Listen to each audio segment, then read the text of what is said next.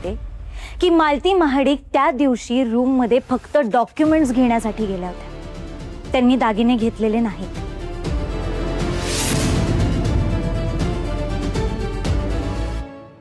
जज साहेब, अहो पुरावे तुमच्या समोर आहे, तरी ॲडव्होकेट राणी महाडिक असं कसं म्हणू शकतात? बरं म्हणताय तर म्हणू द्या, पण तसं त्यांनी सिद्ध करावं ना। कारखाने सर, थोडा धीर धरा। तुम्हाला हारण्याची खूप घाई झाली आहे का?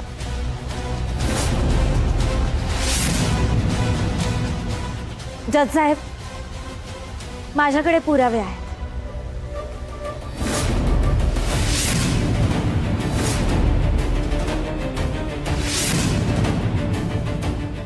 मी कोर्टाला ही विनंती करते की मला कोर्टासमोर ते पुरावे सादर करण्याची परवानगी द्यावी।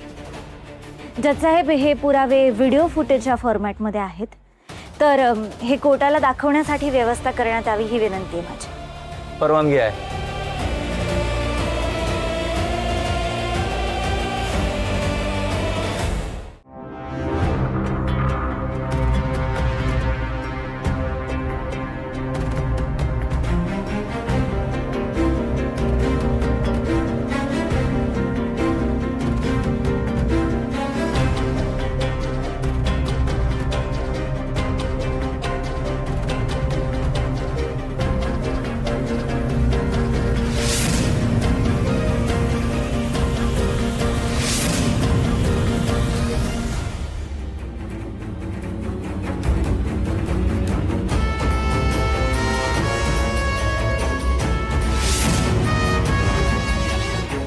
जज साहेब, हा व्हिडिओ आपण कोर्टात उपस्थित सगळ्यांनाच दाखवावा अशी माझी विनंती आहे। ठीक आहे।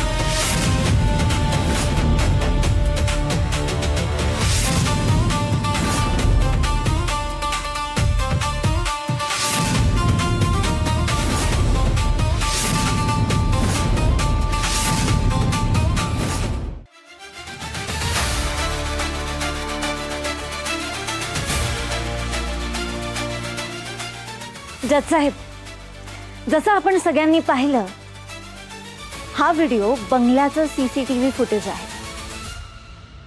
तोच बंगला जो बंगला विक्रांत महाडिकांनी इंद्रजित महाडिकांकडून बळकावला।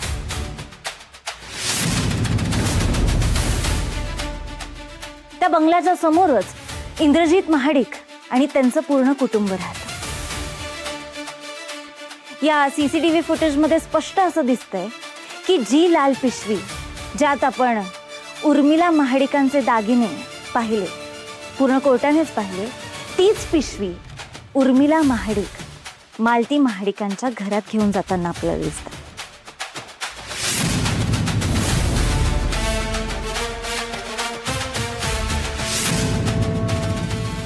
पण जेव्हा त्या घराबाहेर येत आहेत तेव्हा ती पिशवी त्यांच्या हातात नाही।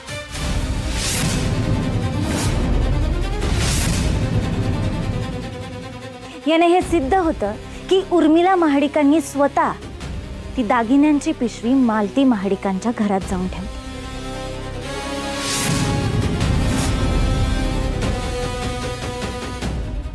उर्मिला महाडिकांनी माझ्या आशिलाला या चोरीच्या खोट्या गुन्ह्यात अडकवण्यासाठी हा सगळा प्रयत्न केला।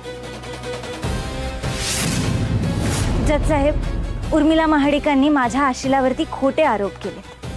या व्हिडिओवरून हे स्पष्ट होतंय की मालती महाडिक त्या दिवशी फक्त ते डॉक्युमेंट्स घेण्यासाठी गेल्या होत्या, त्यांनी चोरी केलेली नाही।